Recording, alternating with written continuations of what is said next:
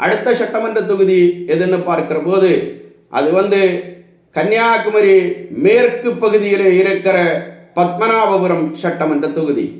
பத்மநாபபுரம் சட்டமன்ற தொகுதியை பொறுத்தமட்டில் 2016ஆம் ஆண்டு இந்த சட்டமன்ற தொகுதியில் இருந்து முதலாக திராவிட முன்னேற்ற கழகத்தினுடைய சார்பில் திரு மனோஜ் தங்கராஜ் அவர்கள் போட்டியிடுகிறார். 2016ஆம் ஆண்டு மனோஜ் தங்கராஜ் அவர்களுக்கு எதிராக அதிமுக வேட்பாளராக முன்னாள் அமைச்சராக இருந்த ராஜேந்திர பிரசாத் போட்டியிடுகிறார். ராஜேந்திர பிரசாத் அவரோடு இணைந்து பாரதிய ஜனதா கட்சியுடைய வேட்பாளராக திருமதி ஷீபா பிரசாத் என்பவர் போட்டியிடுகிறார். ஆக அந்த தேர்தலில் ஷீபா பிரசாத் அவர்கள் 31,994 வாக்குகளை பெறுகிறார்.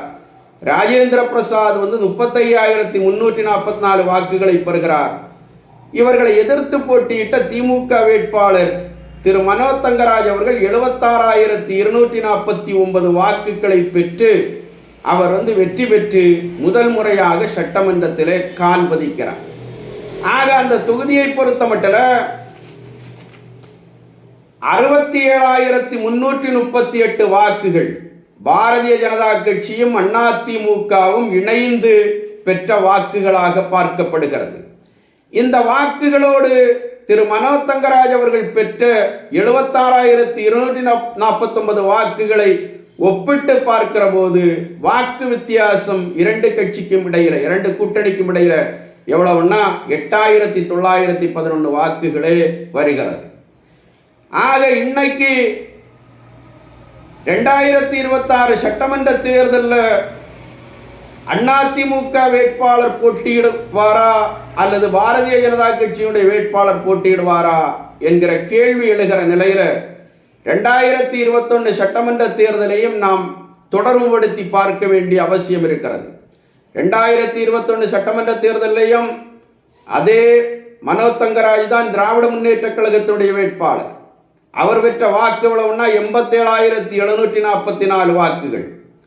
அண்ணா திராவிட முன்னேற்ற கழகம் பாரதிய ஜனதா கட்சியோடு கூட்டணி கண்டு போட்டியிடுகிறது. அப்படி கூட்டணி கண்டு போட்டியிட்ட அதிமுகவுடைய வேட்பாளராக அன்றைய அதிமுகவினுடைய மாவட்ட கழக செயலாளராக இருந்த திரு ஜான் தங்கம் அவர்கள் போட்டியிடுகிறார்.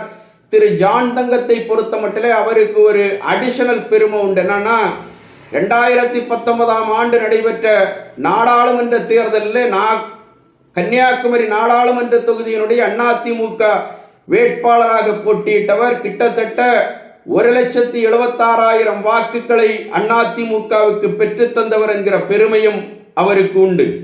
ஆக அந்த ஜான் தங்கம் அவர்கள் தான் 2021ஆம் ஆண்டு என்ன பண்ணுதாங்கன்னா அதிமுக வேட்பாளராக களமிறக்கப்படுகிறார்.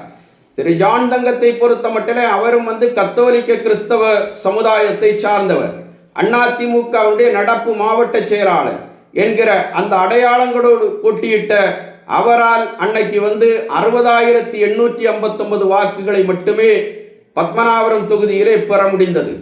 ஆக வெற்றி பெற்ற திராவிட முன்னேற்ற கழகத்தினுடைய மனோஜ் தங்கராஜ் 26,885 வாக்குகள் அதிகம் பெற்று அந்த தொகுதியில இருந்து 2021 வெற்றி பெற்ற நிலையை நாம் பார்க்க முடிகிறது.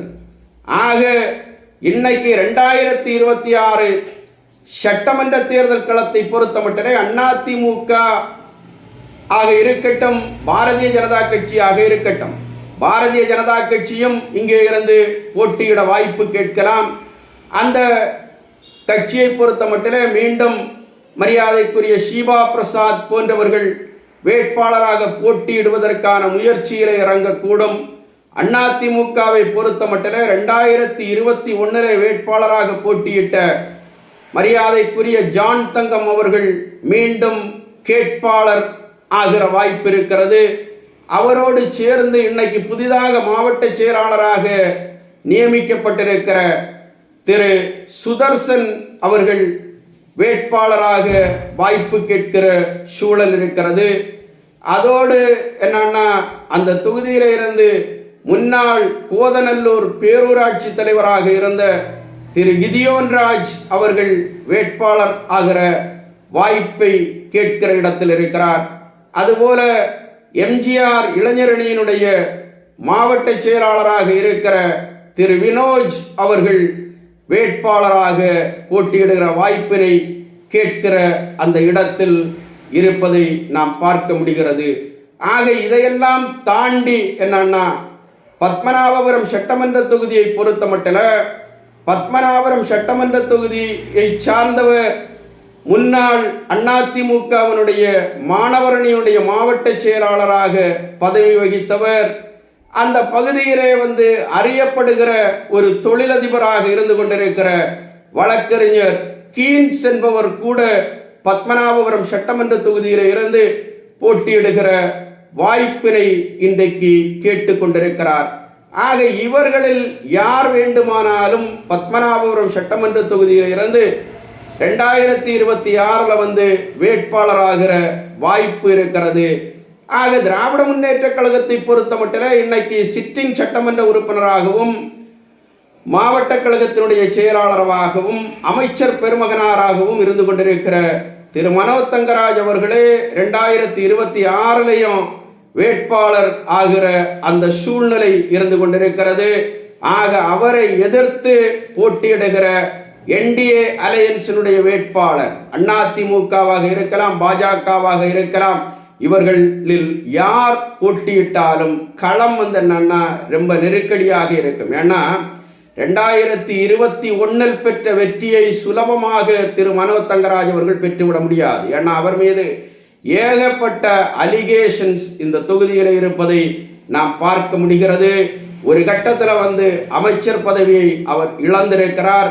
அமைச்சர் பதவியை இழந்தவர் மீண்டும் அமைச்சராக நியமிக்கப்பட்டிருக்கிறார். இன்னைக்கு அவர் அமைச்சராக 2வது முறையாக நியமிக்கப்பட்டதற்கு பிறகு அவர் அடக்கி வாசிப்பதை நம்மால் பார்க்க முடிகிறது. ஏன்னா எதிர வருகிற தேர்தலை கருத்தில் கொண்டு பல்வேறு விதங்களிலே திரு மனோ தங்கராஜ் அவர்கள் அடக்கி வாசிக்கிற அரசியல் நடைமுறையை கடைபிடிப்பதை நம்மால் இன்னைக்கு களத்தில் பார்க்க முடிகிறது. ஆக மனோ தங்கராஜ் அவர்களை பொறுத்த மட்டிலே அவர் பலம் பொருந்திய வேட்பாளராக பார்க்கப்படுகிறது. அவரை எதிர்த்து அதிமுக, பாஜக உள்ளடக்கிய அந்த என்டிஏ அலையன்ஸினுடைய வேட்பாளராக யார் போட்டியிட்டாலும் அரசாங்கத்தின் மீது இருக்கிற அந்த ஆன்டி இன்கம்பன்சி இன்னைக்கு என்டிஏவுக்கு ஒரு பெரிய உதவியாக இருக்கும். என்டிஏ வேட்பாளர் கிறிஸ்தவ நாடார் சமுதாயத்தை சார்ந்த பலம் பொருந்தியவர்கள் வேட்பாளராக இங்கே போட்டியிட்டால் நிச்சயமாக திராவிட முன்னேற்ற கழகத்துடைய வேட்பாளருக்கு ஒரு மிகப்பெரிய டஃப் தருகிற தொகுதியாக பத்மநாபபுரம் தொகுதி பார்க்கப்படுகிறது.